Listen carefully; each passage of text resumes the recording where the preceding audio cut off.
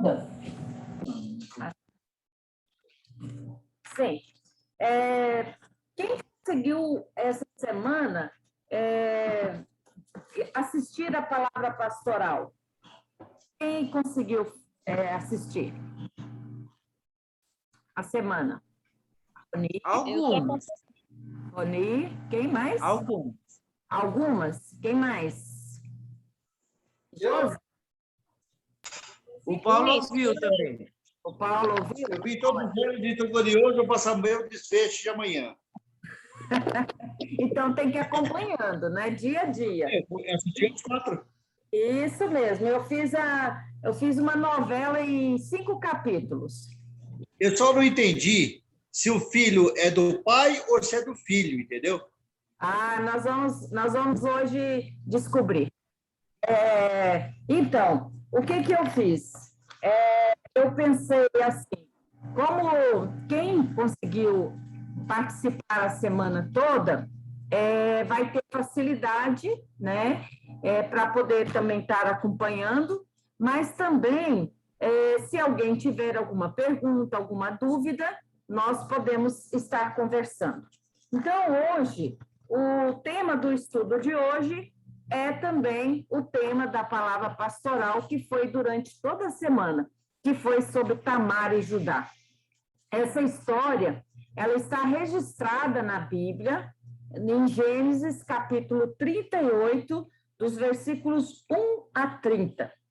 Eu não vou ler, porque é uma história um pouco longa, então vocês podem ler, né, em casa. Quem, por exemplo, a Regina, se tiver dificuldade, tem a Bíblia hoje, eu não sei se você tem, Roni, mas talvez pudesse ver no celular dela, baixar a Bíblia, e aí dá para colocar para ouvir, né? Eu, quando eu faço caminhada, às vezes eu gosto de escutar, né? Alguns os livros da Bíblia que eu estou lendo, então eu ponho para eu escutar enquanto eu caminho, né? Então, aí talvez pudesse, se não tiver, a gente pode depois explicar como fazer, como baixar, né? E poder colocar no celular em viva voz. Então, hoje, dia 25 de novembro, é o Dia Internacional do Combate à Violência Doméstica. E a ISLB, ela lançou uma campanha de 16 dias, até o dia 10 de dezembro, uma campanha contra assim, essa conscientização, né, sobre a questão da violência doméstica, a luta né, contra essa violência doméstica. E no dia 10 de dezembro é o Dia Internacional dos Direitos Humanos. Então, encerra nesse dia essa campanha. Então, a ISLB, ela colocou no Orando em Família algumas histórias bíblicas trabalhando, assim, a importância e a história da mulher. Eu, então, já há muito tempo que eu estou querendo refletir, né, a respeito da Bíblia através dessa ótica, né, da mulher, né, que muitas vezes é esquecida nas histórias. Quem participa do estudo bíblico que a gente fazia antes da pandemia sabe que nem sempre, uma vez por mês, eu sempre pegava um texto bíblico relacionado à mulher e trabalhava isso, né? Seja parábola, história, e a gente sempre estudava. Então, eu peguei como inspiração esse Orando em Família, que ele está refletindo, então, esses dias atrás, a respeito de Tamar. Eu não fiquei seguindo o livro, mas eu peguei o assunto e pesquisei, né, a respeito de vários outros autores, o que eles falavam sobre a questão da Tamar. A primeira coisa que, então, eu quero resgatar com vocês, quem ouviu, né, sobre a história de Tamar, o que vocês lembram? Quem era Tamar? Primeiro, quem era Tamar? Quem já escutou a história sabe. Fala. Eu sei qual que é, eu sei. Ela foi mulher dos 2 filhos, eu só esqueci o nome do pai. E ficou a herança para ser casada de novo com o 3º filho, que o pai não queria, porque os 2 outros filhos já tinham morrido. Isso, É isso? isso E mesmo. por isso, quer saber mais que eu falo mais ou tá bom? Tá bom, tá bom. Tá bom, mas fica sentadinho aí que eu pergunto daqui a pouco mais. Então, vamos lá. Quem era Judá? Então, ele não estava lembrando, Paulo não estava lembrando, né? Quem era Judá? Judá era o quarto filho de Jacó, né?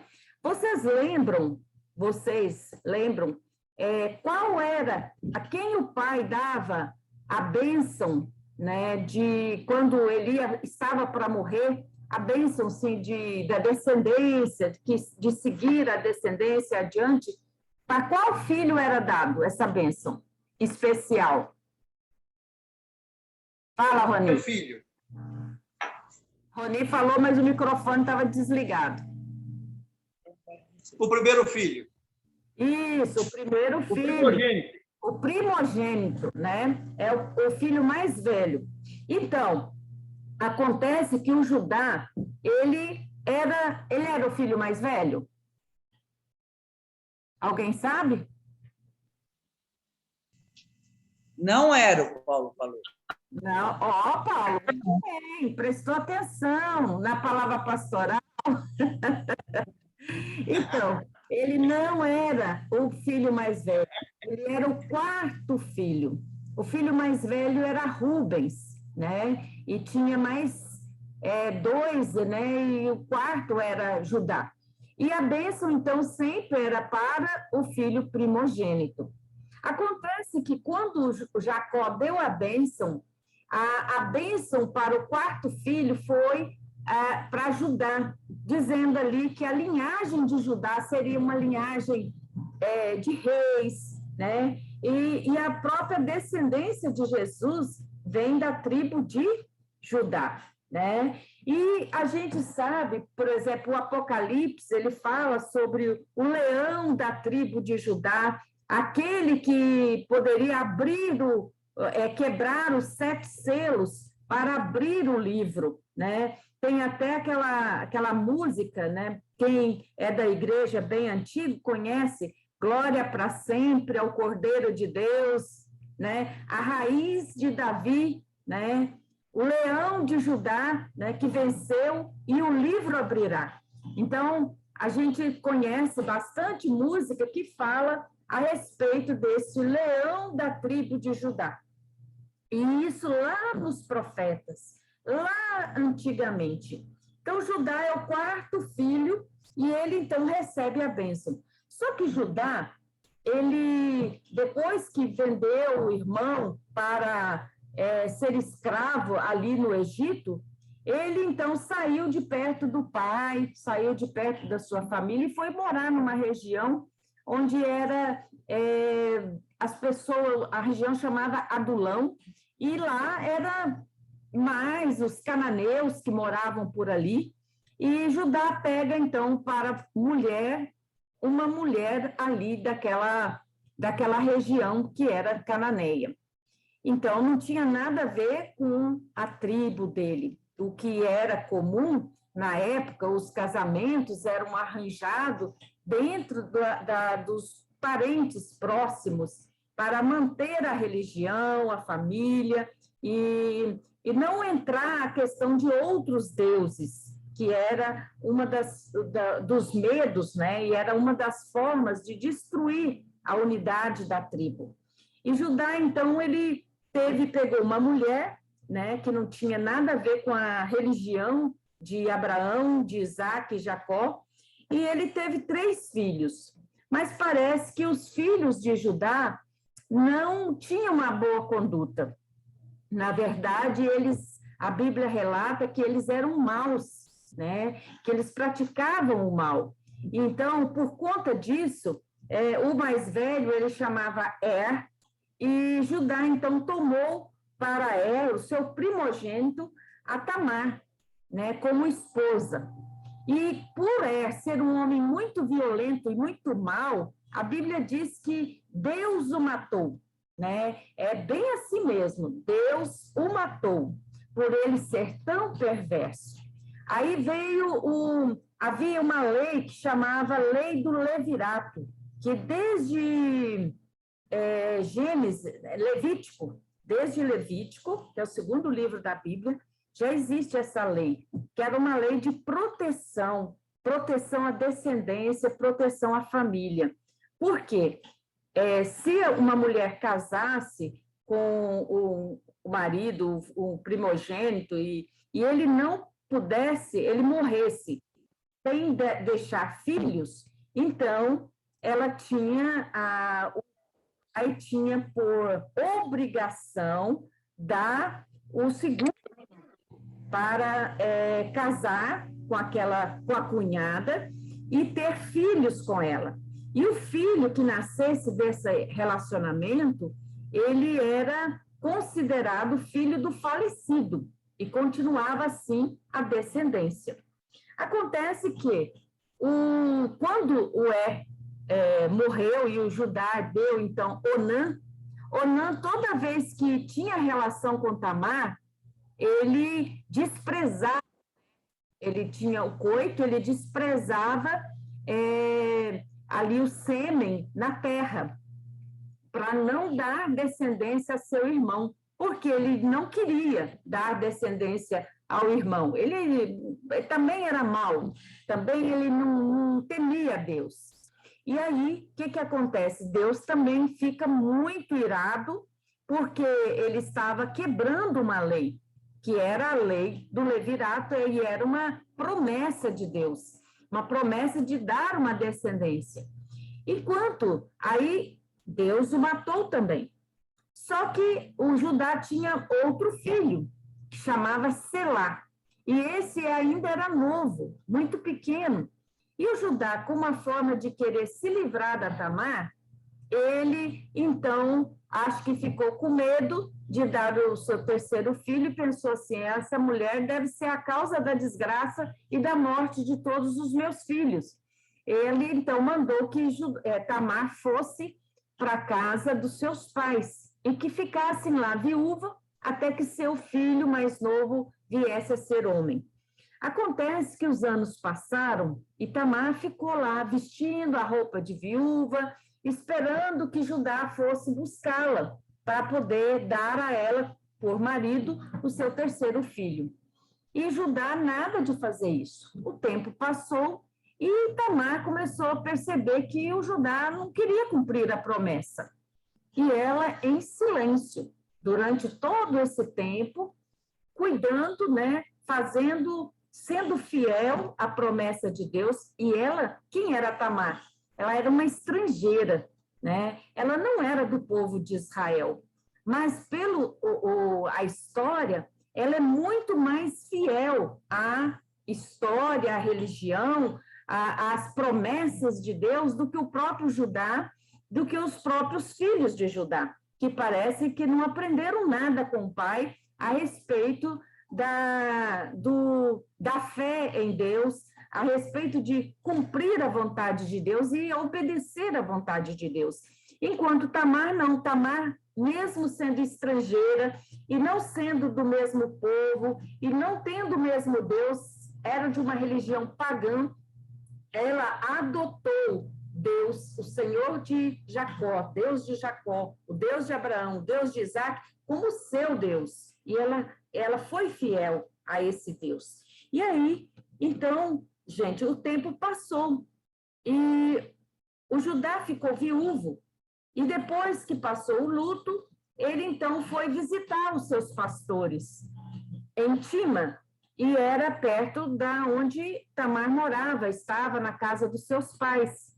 E lá, então, quando Tamar fica sabendo que Judá ia passar ali perto, e o caminho que ele ia fazer, e aonde ele ia, ela, então, não falou para ninguém, ela bolou um plano audacioso, um plano muito bem elaborado, com muita estratégia.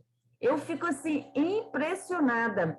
Eu vejo que o tempo que ela passou em silêncio, na casa do pai, e sofrendo em silêncio, foi um tempo de muita aprendizagem e um tempo de muita resiliência, porque do sofrimento ela fez uma escola de aprendizagem. Ela, então, bolou um plano, sem falar com ninguém, ela tirou a roupa de viúva, imagino que num lugar onde ninguém pudesse ver, vestiu uma roupa com véu tampando o rosto, como se fosse uma prostituta, e sentou no caminho, aonde Judá ia passar.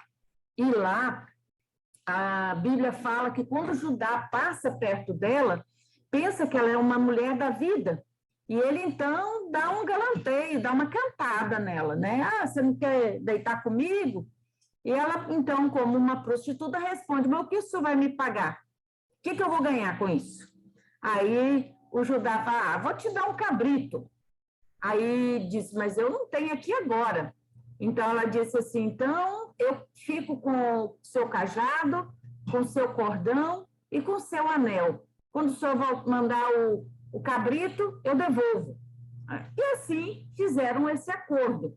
Mas um acordo muito bem planejado por Tamar. Eu imagino que Deus esteve ali o tempo todo, iluminando essa mulher, porque, olha só, ele não tinha dinheiro, ele não tinha nada de valor, mas eu vejo isso, uma característica feminina muito grande, que nós mulheres temos, que é a intuição, a astúcia, a sabedoria e o momento certo. Olha só, ela devia estar no período fértil, justamente aconteceu tudo, né? Naquele dia, porque os anos se passaram para Tamar e eu imagino que ela devia pensar, poxa, meu relógio biológico daqui a pouco vai parar e eu não tenho, vou ficar desamparada, sem filho, não tenho ninguém para cuidar de mim no futuro, porque se ela não tivesse marido nem filho, nem direito à herança ela tinha, ela ficaria desamparada.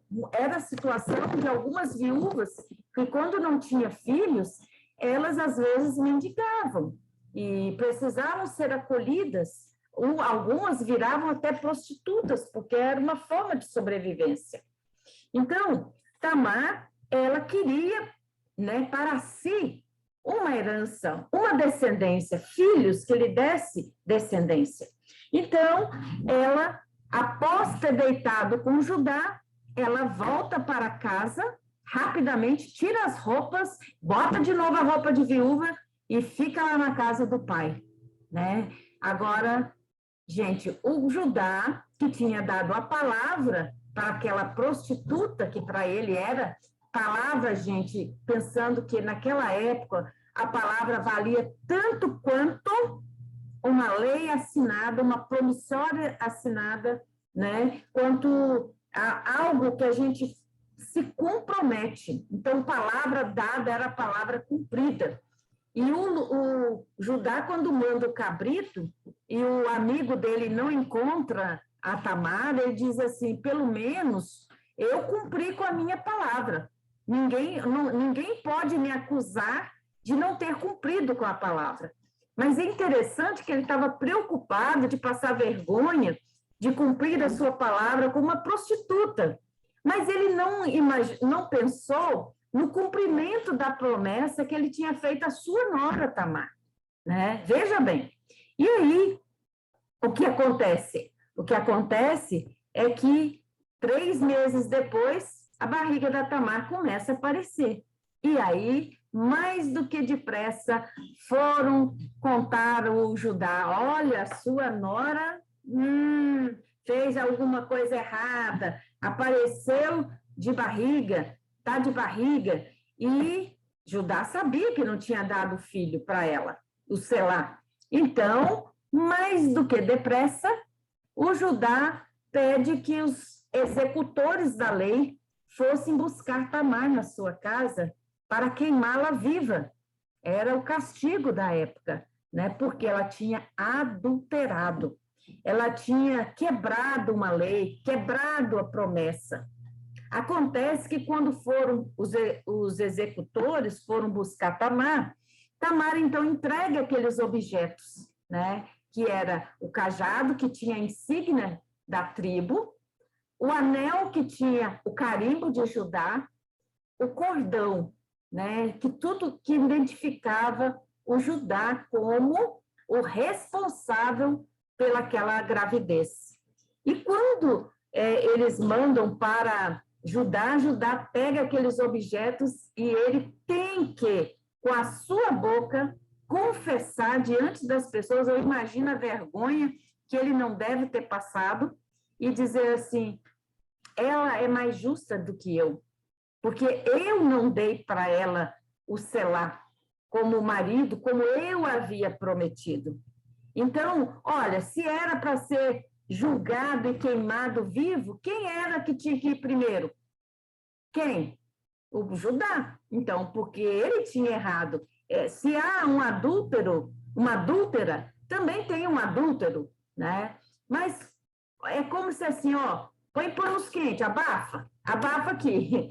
Eu que sou responsável por essa coisa aí, então ela é mais justa do que eu, e ninguém vai ser queimado, né? Por quê? Porque Tamar, ela fez algo que a protegeu, porque ela tinha todos os elementos ali para mostrar e para dizer: Judá, você não cumpriu com a promessa, e eu preciso, né, assegurar a minha descendência. Eu vejo isso como a ação de Deus na vida de Tamar. E como Deus age. Eu comecei a meditação essa semana lembrando da carta do apóstolo Paulo aos Coríntios, no capítulo 1, no versículos 26 em diante, que fala que Deus escolhe as coisas loucas deste mundo, né, para envergonhar os sábios. O Senhor escolhe as coisas desprezadas, aquelas que nada são, para que na presença de Deus, né, ninguém se vanglorie, ninguém diga: olha, eu consigo isso por mim, porque eu sou bom o suficiente para fazer isso ou aquilo. E Deus viu a fidelidade de Tamar, Deus viu a honestidade, a justiça, né? Que ela foi muito mais justa do que o Judá. Ela cumpriu muito mais a lei, né, do que o próprio Judá, que deveria cumprir a lei. Ele deveria cumprir. E Tamar cumpriu. E ela, com isso, o que assegurou? Ela assegurou um papel importantíssimo. Uma mulher que iria passar batido? Não, ela é a matriarca na nossa genealogia, no capítulo 1 de Mateus. Né? Tamar está lá registrado como a ancestral, né, de Jesus. E veja só, o filho de Judá, que agora não foi um, né? A Tamar não só foi abençoada uma vez, mas ela foi abençoada 2 vezes. Ela teve gêmeos, né? E a história fala que quando ela estava para dar à luz, uma das crianças colocou a mão para fora. E a questão do primogênito era tão assim importante, que a parteira amarrou um cordão na mão desse que colocou a mão para fora, só que ele retirou, e quem saiu primeiro foi o outro, né? Que foi Pérez. E ela deu o nome, então, de Pérez e Zerá. E quem é, então, Jesus vem da descendência de quem? De Tamar? De Pérez, do primogênito, né? Então, a gente vai percebendo, né? Na semana que vem, nós vamos ver outra mulher, também muito, que a gente nem imagina, mas para dizer o quanto que Deus escolhe a partir de coisas loucas, a partir de coisas que a gente não espera, para mostrar que a grandeza, a glória, a honra é de Deus e não nossa. Não é porque nós merecemos, não é porque nós temos condições para alguma coisa, mas é porque a graça de Deus nos alcançou. E quando a graça de Deus nos alcança, nós nos sentimos privilegiados de fazer parte dessa herança linda, essa grande herança de sermos feitos filhas e filhos de Deus. Isso é muito importante. A gente aprende hoje nesse texto com Tamar. Uma das coisas que a gente aprende, a paciência, saber esperar. Porque o nosso relógio não é o relógio de Deus. O nosso tempo, a gente sempre é apressado, a gente quer as coisas para hoje, para amanhã no máximo.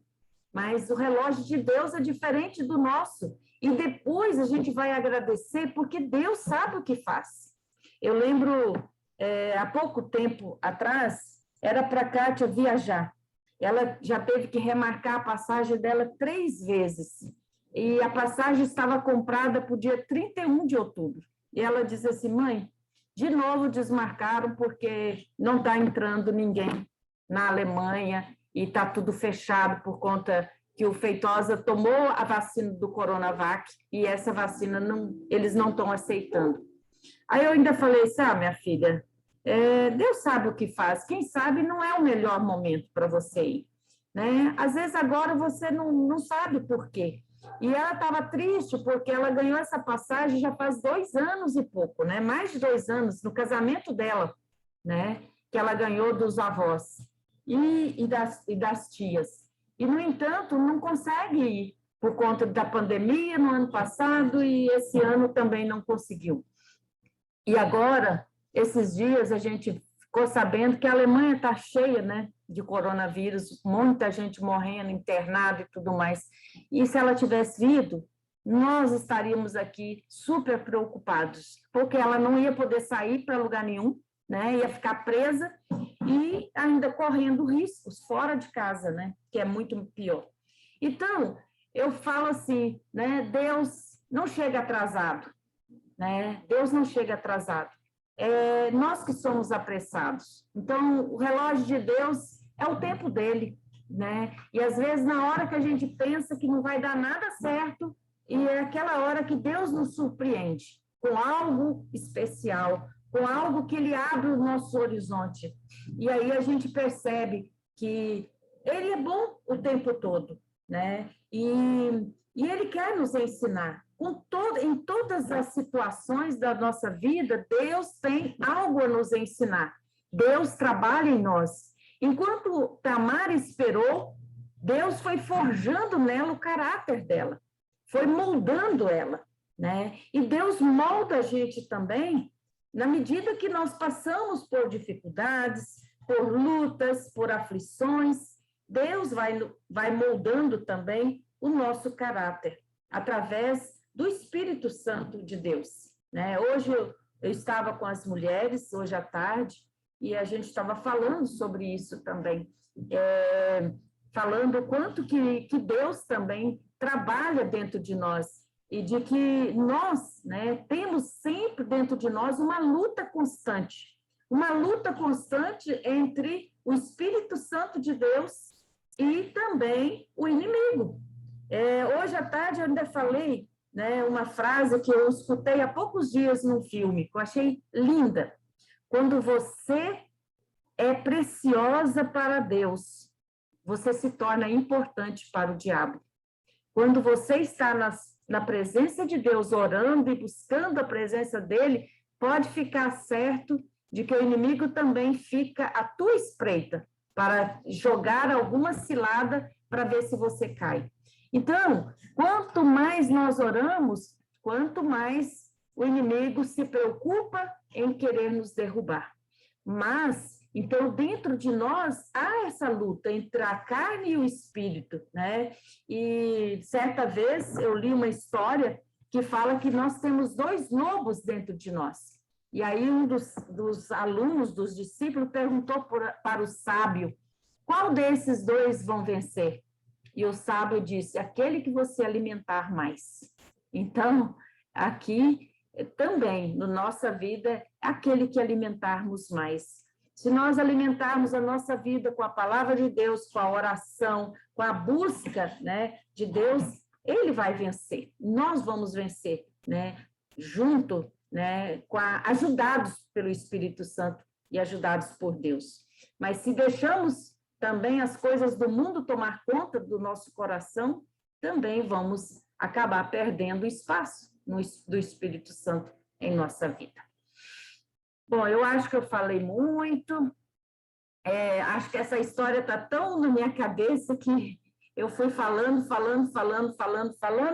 e aí eu gostaria de perguntar para vocês se há alguma pergunta, se durante a semana você ficou com alguma dúvida. Agora acabei estragando a surpresa de amanhã, né, Paulo? Mas você assiste de novo também. Ai, ai. Mas alguém tem alguma pergunta, alguma colocação?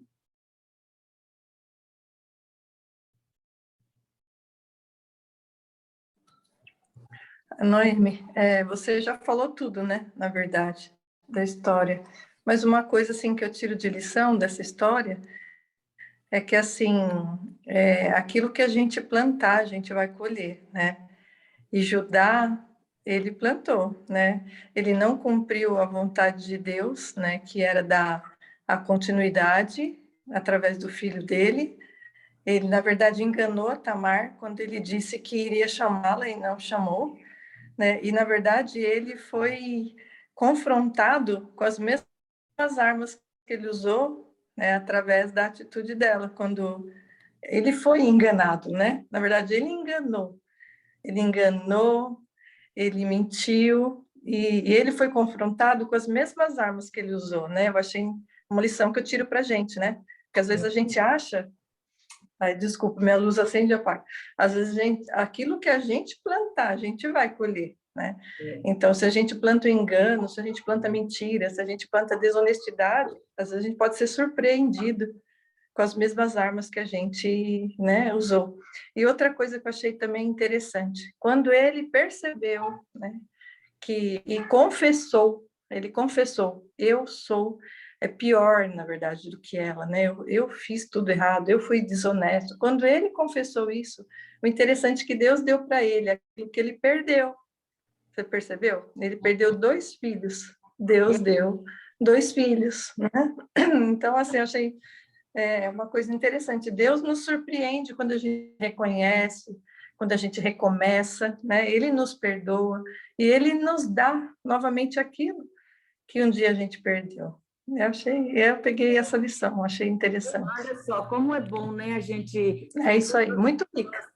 Pessoas que escutam, né? Eu nem tinha pensado nisso, né? Que você falou. Mas é legal mesmo que você colocou, é verdade, eu não tinha parado para pensar que os 2 filhos que ele perdeu, né? E a descendência dele deu continuidade, né? Ele que estava perdendo, né?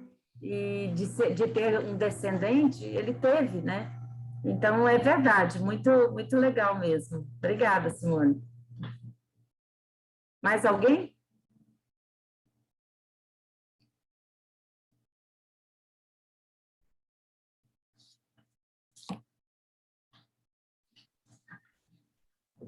E fora aqui também, eu falo muito também, e fora aqui também, Jesus, né? É da descendência de Judá, não é isso?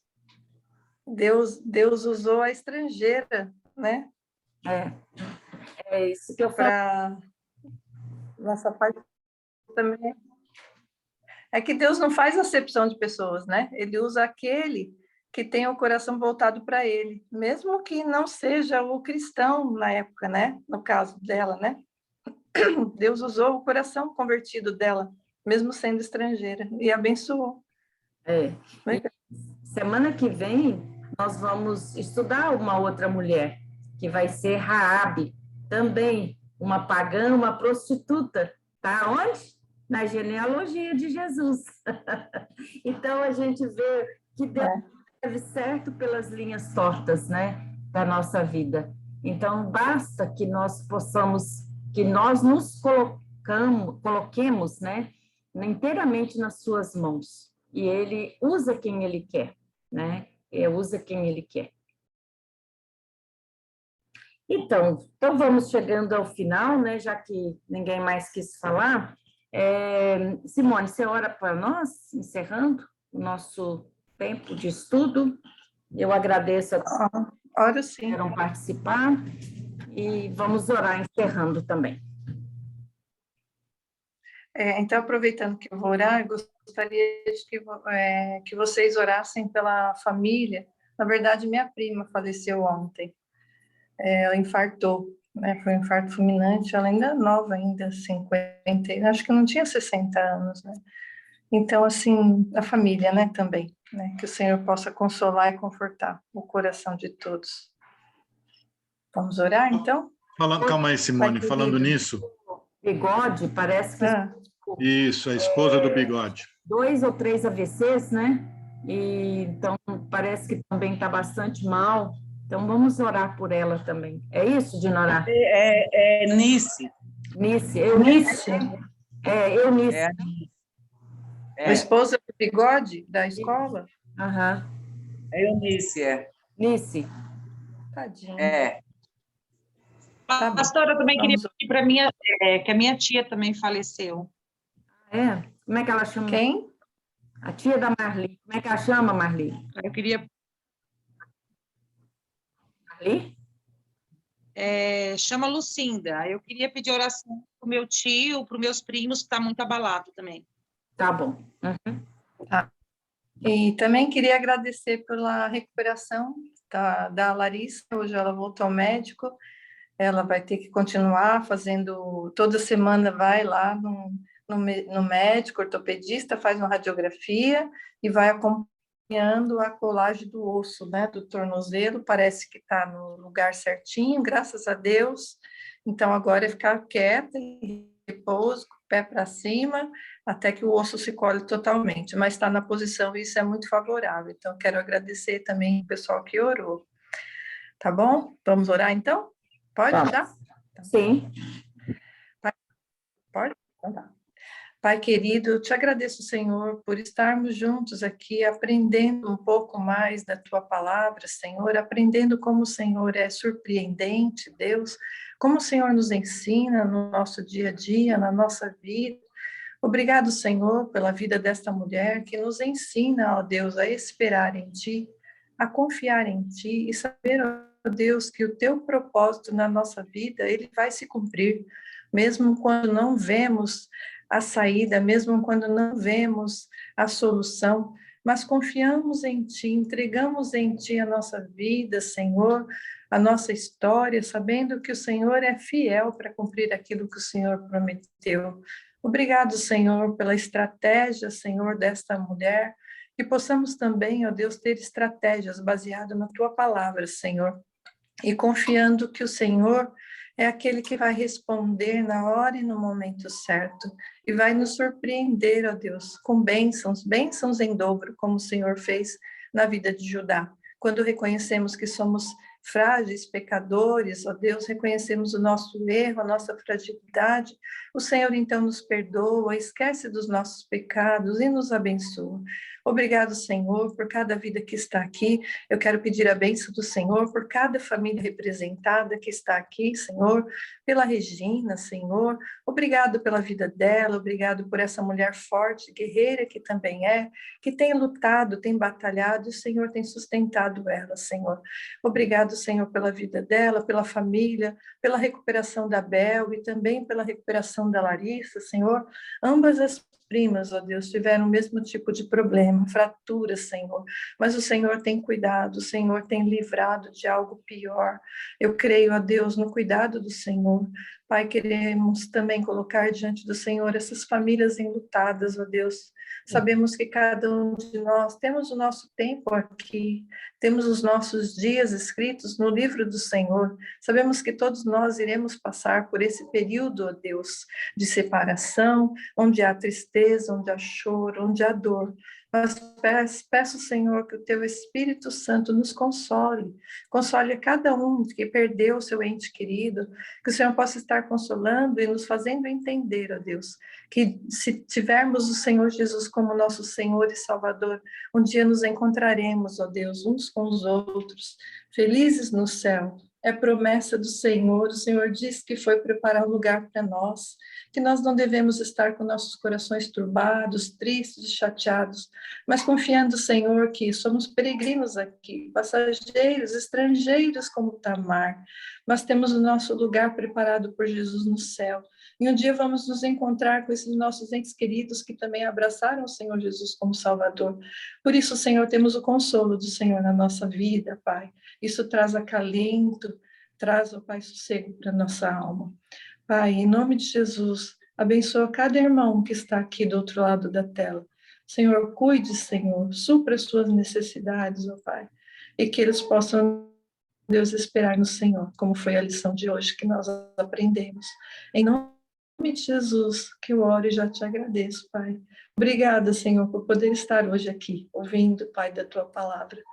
Que eu possa, Senhor, ter sempre, Senhor, esse privilégio de conseguir chegar a tempo, Pai. Obrigado, Senhor. Amém. Amém. Amém. Amém. Deus abençoe. Amém. Vamos ver se a gente consegue tirar uma foto aqui. Deixa eu ver aqui. Todo mundo saindo na janelinha, quem puder. Deixa eu ver se eu consigo aqui. Print. Cadê? Print. Deixa eu ver control. Ai, cadê? O WhatsApp aqui. Ixi, não estou conseguindo.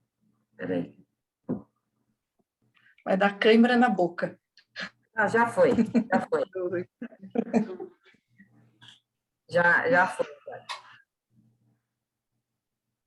Gente, então, muito, muito obrigada a todos, a todas que puderam estar conosco. E até E semana que vem, não deixe de assistir, ouvir a palavra pastoral. A gente está procurando fazer não muito longo, né? Para ver se todo mundo consegue participar e ouvir a história durante a semana. A gente vai dividindo os pedacinhos. Então, fica com... Noemi, Oi. Boa noite. eu esqueci da mulher do bigode. Então, vamos orar em casa aí. Cada um ore por ela. Tá, joia. Que eu vou orar aqui também, tá bom? Deus abençoe. Amém. Fica com Deus. Tchau para vocês. Tchau, Célia. Boa noite. Marlene, Deus abençoe. Regina, tchau. Ronica, Tchau. Tchau, Mará. Josiane.